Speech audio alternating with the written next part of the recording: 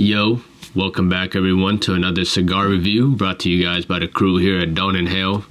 Once again, I'm Mr. T. And during this smoke session, I smoked on the Lost and Found Project Hit Squad from Caldwell. Right off the bat, I would give this cigar, so to save you guys the suspense, I gave the cigar a 4.9 out of 10. And, I'm going to break it down for you guys as to why I gave it that score. So, this cigar is, of course, from the Caldwell, the Lost and Found Project. Basically, if you guys don't know, the Lost and Found Project is when Robert Caldwell would go to certain cigar factories, and then he would ask them if there are any projects that have been abandoned for various reasons, and he would just accumulate the stock from those piles. He would accumulate the stock from those piles, and he would, brand them with his own, bands, or rename the project, whatever you have it. So this was part of that project. The origin of this cigar is from the Dominican Republic. The wrapper is a Habano, binder is from Dominican Republic, and filler is from the Dominican Republic. The vitola is a Pyramide 6x52. So right away, in hand, the texture of this cigar was mildly rough with some slightly raised veins. It wasn't overly raised, so, not too textured. The smell of the cigar gave me this hay with like the fish sauce, that pungent, salty fish sauce smell. I opted to go with a V-cut for this cigar because it's more of a figurado shape, so I prefer to use a V-cut for these types of cigars. Off the cold draw, I got notes of a cane sugar with some savory umami seasonings.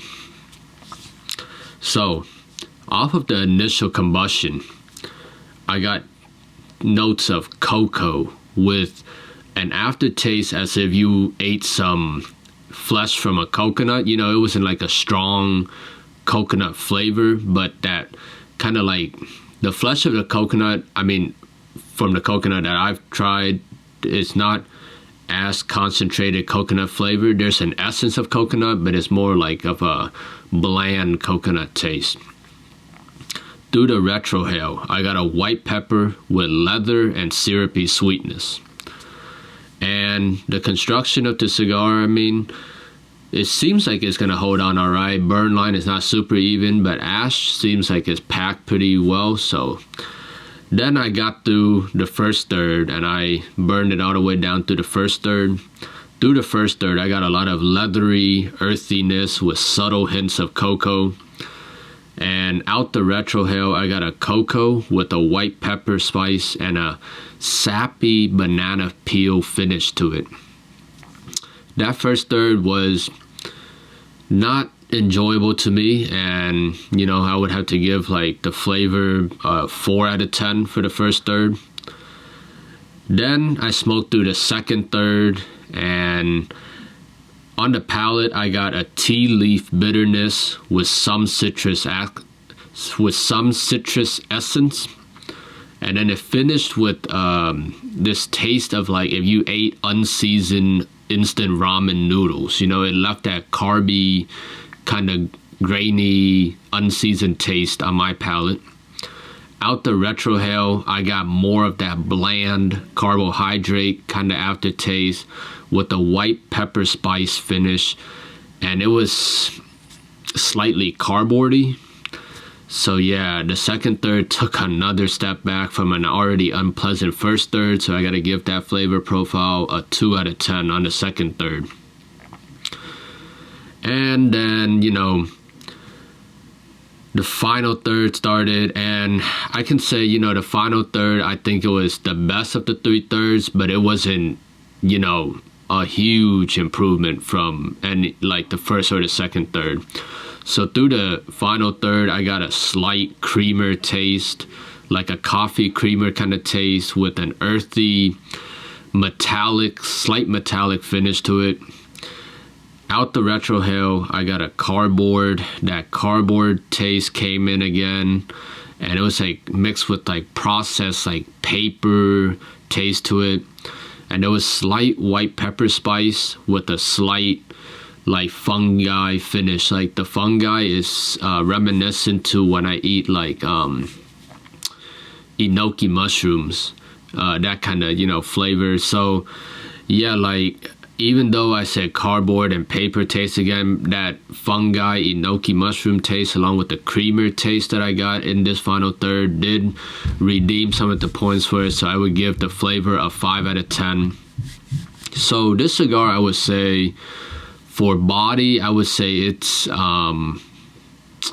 medium body. Like the flavors weren't, you know, intense and all over, you know, your palate. It just kind of hit certain spots of your palate, and it wouldn't linger either. It would just dissipate. So yeah, I would say medium body. Strength, I would say mild plus, maybe medium minus.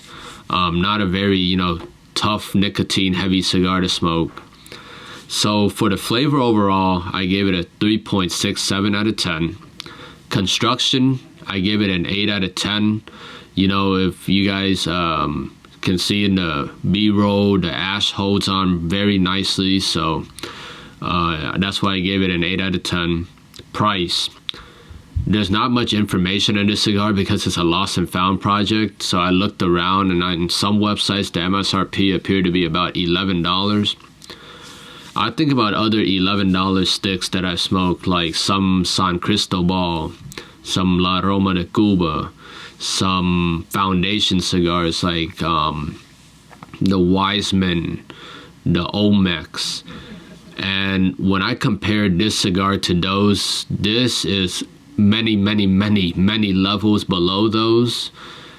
And for that reason, at $11, I gotta give this cigar a 3 out of 10 for the price, you know, because there are 10 other cigars that are better at this price point that I've smoked. So that brings the total overall score to 14.67 out of 30 on our scale, which equates to a 4.9 out of 10. Yeah, so wasn't the greatest cigar, but hey, you gotta smoke everything and try it out for yourself, and you never know until you do, right? So yeah, guys, thanks again for tuning in and watching another cigar review from us. And until next time, you already know the drill. Don't inhale.